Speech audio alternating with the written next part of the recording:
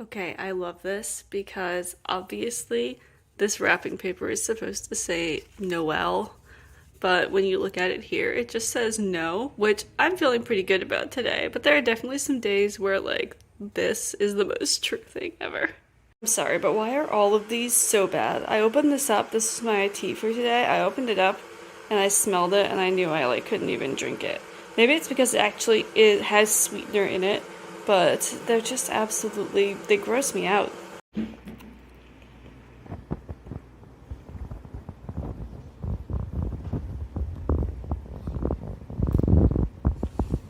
Hello there, everybody. So I was just packing up to leave. It's the 23rd. I was just packing up to leave for all of the Christmas festivities, and I kind of, was thinking about how I didn't really film.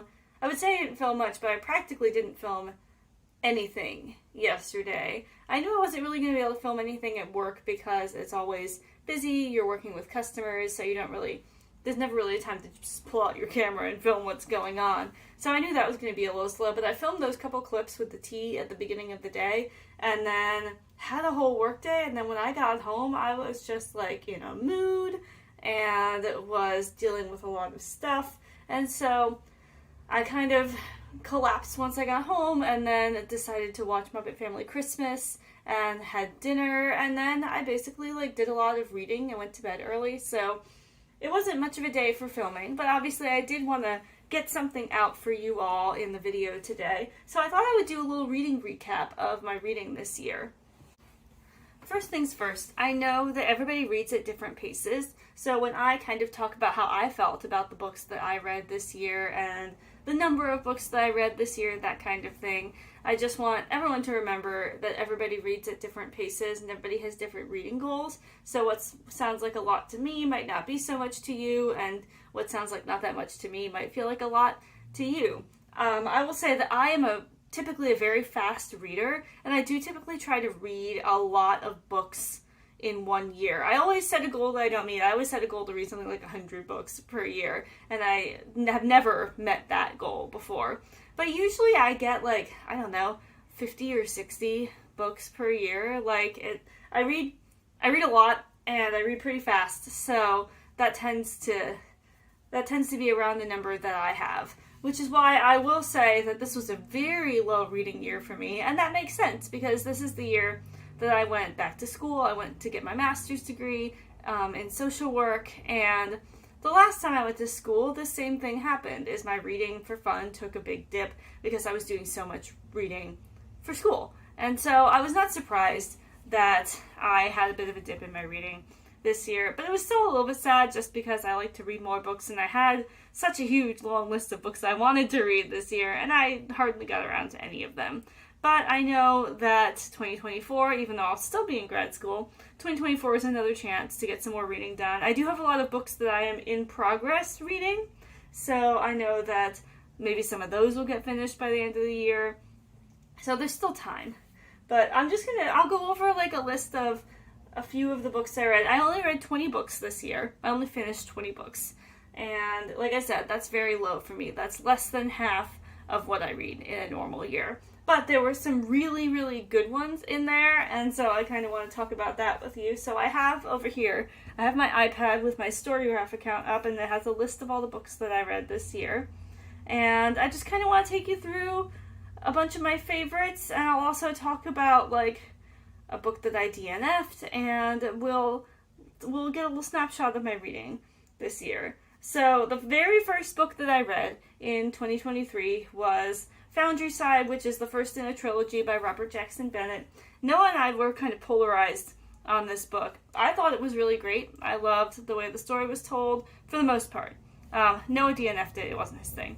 But the one thing I will say about Foundryside is that there's one pivotal character in the book, and I do not understand, for the life of me, why Robert Jackson Bennett chose to write him in the voice that he wrote him in. It doesn't make sense, and I don't really want to give away too much, just because part of the reason it doesn't make sense is because of kind of a plot twist that happens. But it bothered me initially without knowing that plot twist, just because his voice was so different than the voices of anybody else in the story.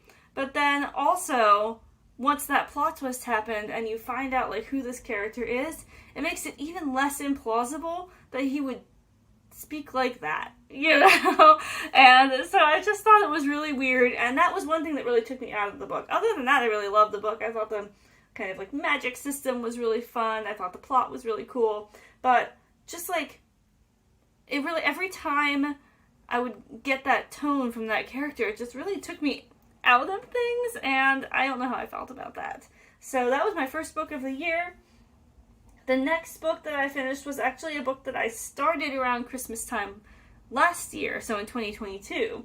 And then I kind of put it to the side and picked it back up again and finished it in early 2023. And that was Green Glass House by Kate Milford. And I highly recommend that all of you read this book. This was a delightful book. I believe a middle grade, like kind of a mystery. I had needed a book to read over a long period of time, and like I had a lot of waiting to do, and so I asked Sarah if she could help me out with just like a cozy, low stakes, kind of mysterious book that's Christmassy, because it was around Christmas time. And so she let me Green Glass House, and I really loved it. It's set over Christmas. There's a lot of kind of fantastical mystery elements to it, and it's super cozy, low stakes, and I just really enjoyed every minute of it.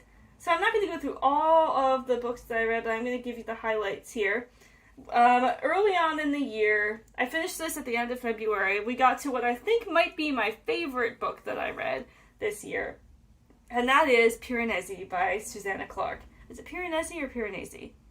I don't know. But I'll say Piranesi. Piranesi by Susanna Clarke. I loved this book so much. It made me laugh when I was reading it, just because it's such a short little book.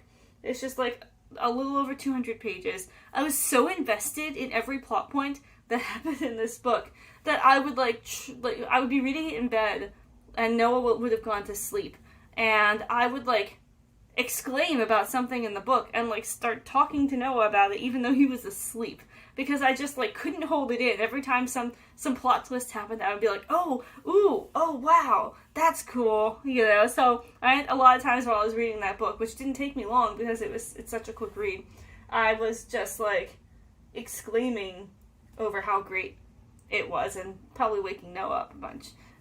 It's just such a cool book, and it has, again, these fantastical elements. Susanna Clarke has an amazing writing style, and I really, really enjoyed it. So I've enjoyed everything I've read by her, and that is another, highly, highly recommend. Which is funny that I didn't give it 5 stars. I only gave it 4.5 stars on Storygraph, and then I gave Red, White, and Royal Blue, the book that I read in March. I read this on the plane to Mexico for my Mexico trip in March. That was a 5-star read. I feel like in my heart, they're both 5-star reads. I love them both. But Red, White, and Royal Blue was everything that anybody has ever said that it was. I mean, it was a fantastic book. I cried at the end, and that means I cried on a plane in front of strangers just because I was so moved by how this book went. So if that's not a resounding endorsement, nothing is. I also, even though I bought this book before I had even read it, just because it was I usually buy books, for context, I usually buy books after I've read them and I know that I love them, but this one, there was a beautiful special edition of it at the bookstore, and so I bought it sight unseen, just because everybody told me it was so good and I knew I was going to love it. So if you haven't read Red, White, and Royal Blue, definitely, strongly recommend. Then I read just a bunch of just okay books until we got to May, and in May I read Ninth House by Alex Stern, which I know a lot of people have read a lot earlier than I have. I was late getting to this one, so I know it's just kind of old news for some people, but I read Ninth House for the first time and really loved it. Another one of my top 5 favorite books of the year. Ninth House has those dark academia vibes. Really enjoyed all the characters. I really enjoyed being able to figure out some of the plot twists. I've only figured out some of the plot twists. Like, I kind of knew that there was something about one character that was going to become important, but I didn't realize all of it. So I was very excited about that, and I believe there's more books to read for that. So I am looking forward to seeking those out. Then I read a few more just okay books. There were a lot of just okay books. And then I also read the fourth book in the Dark Olympus series, which is the spicy novels set in the kind of Greek mythology universe by Katie Robert. And I always love those. They're short, they've got spicy scenes, which is cool. It's usually not like what I seek out in the book, but she does it really well. And I know I've said this before, but like I really enjoy the specific like world building that Katie Robert does with the like Olympus, Mount Olympus type of world, the kind of gritty cityscape type of feel. I think that it adds a lot to the story, so even when there's nothing spicy happening, I'm just so invested in kind of how she tells the story. And she includes a lot of kind of other plot threads that go throughout the books, and I find myself just really invested in those. I'm not just reading it for like, you know, for all the good stuff, if you know what I'm saying. And actually now, I believe it's number 5 that I am reading now, and so I'm sure that I'll finish that probably either today or tomorrow. I'm already over halfway through it. And it's also excellent. The 5th one's better than the 4th one. The 4th one was actually, you know, what did I rate it? Oh, I don't think I did rate it.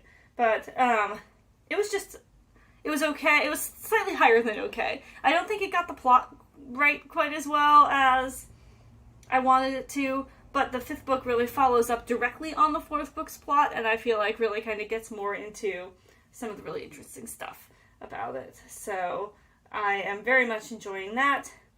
Then it was, October had like one of my really great books, another 4.5-star read, and it had a very notable DNF. And we'll talk about the DNF first, because I want to end on a high note. But, so I was attempting to do the kind of Spookopoly-thon readathon by, I think it's Becca and the Books. And I was very excited to do this challenge, and I had like slotted out some of the books that I wanted to read, had a really great TBR planned, and if you don't know, the Spookopoly-thon or Bookopoly-thon, because it's usually in September and doesn't have specifically spooky themes, it revolves around this kind of like board game, like a Monopoly type of thing. And so you roll and you land on a category, and you either have a book already picked out, or you have to go and find something. So I had rolled, my first roll was like kind of like a social media scroll. I was like scrolling through Instagram, and I was going to read the first book that appeared, like the first book that was mentioned on my Instagram feed. And I think this is part of what got me, is that the book that I got, I have to look it up actually, it's on my read books on Hoopla, but the book that I landed on was the next book in Kylie Lee Baker's series that starts with The Keeper of Night. And I was going to read that book, but it turned out that book had not been released yet. So I was like, okay, well, I really want to try to keep to the spirit of this. So what I'm going to do is I'm going to read The Keeper of Night, because that one's already out. And so I got The Keeper of Night, and I started reading it, and I just hated it. Like, so I tend to rate books low if the characters are if all the characters are unlikable. Not just if there's one unlikable character. Like, it has to be all the characters that are unlikable. And there were a lot of unlikable characters in this, but not all of them. But the problem is that the characters that were likable were described in such like an eye-rolling fashion, like almost too good, you know? Like tropey type of good. And so I ended up not even really liking the characters that you were supposed to like, just because I was finding it so annoying. And once they got to like, so there's the part that's set in, I believe, like Britain, and then there's the part that's set in Japan. And once they got to the part that was set in Japan, I feel like Kylie Lee Baker really started to get into her element a little bit. It did get slightly more interesting. But the problem for me was that this tanked an entire readathon for me. Because the problem for me was that this was one of the few books that I hadn't already picked out in advance. It was really up to chance. And one of the things I like about readathons is the opportunity to broaden your horizons and try to find like new books. And so I had, committed to The Keeper of Night. It was the first book that I rolled, and I knew that I could DNF it, but I didn't want to because I didn't want to feel like I was throwing the game, by just like only reading books that I wanted to read, even though I was supposed to be in a readathon to try new things. So I ended up spending almost the entire month attempting to read this book and reading it in just like a few pages at a time because I really just couldn't stand it. And then finally we got to the point where it was so close to the end of October that I wasn't going to make much progress on the readathon anyway, even if I finished the book. So I just kind of tanked the whole readathon, DNF'd the book, and that was it. And I was so disappointed with myself, just because it was going to be such a really cool thing. And I definitely think that next year I'd like to find another kind of spooky season type readathon and try again, because it was just so frustrating.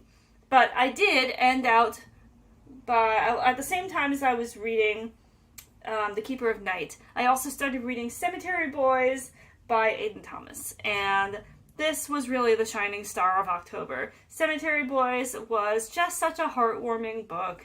Like a nice queer romance, trans representation, and, set amongst like the Dia de los Muertos type of situation. And so I really enjoyed reading that. It wasn't something that I had rolled for the challenge. It was a book I'd already picked up before I even started the challenge. So I, didn't count it for the readathon, even though it was kind of a spooky season themed book. But I loved that book. And then after that, I've been reading just really slowly. It's been the end of the semester, so I haven't read much for fun. But I started a bunch of books. I read a little middle grade mystery called Truly Madly Sheeply. It was cute, but it was nothing to write home about. And then, I have that Katie Robert book, and I got some Christmas books you saw in my VLOGMAS videos that I've been going through. But I just, it's been a weird year for reading. I've read some really shining stars of books, and there have been some notable duds, and most of them have just been like, okay, but nothing to get excited about. So I'm really looking forward to finishing out my reading year and starting fresh in 2024 and seeing if I can find some really great books to read in the new year. So I hope you enjoyed that little 2023 reading recap. I know it wasn't quite the Vlogmas video that I had in mind for today, but tomorrow's video I think is going to be amazing. It's Christmas Eve, a very exciting time, and I'm going to be at my parents' house. We have a lot going on. It's a busy time of year for me as a church organist because this year the fourth Sunday in Advent falls on Christmas Eve, which means that in the morning I have a 9:30 fourth Sunday in Advent regular Sunday service. Then at 6 p.m. I have our communion service, our family-friendly communion service. 11 o'clock p.m. I have our midnight mass, and then 11 o'clock a.m. on Christmas Day I have our Christmas Day service. So it's going to be a busy day, and my goal is to try to get as much stuff on film as I possibly can. I want to try to really convey the vibes of what it's like to do Christmas the way I do Christmas. And so the hardest part for me is just going to be remembering to turn on the camera for everything. But I am going to do my best to just get you a really nice video, just like full to the brim of festive Christmas stuff. And so look out for that coming up soon. I'll probably post that on Christmas Day. And I will talk to you soon. Brig and I say, have a great day. Bye.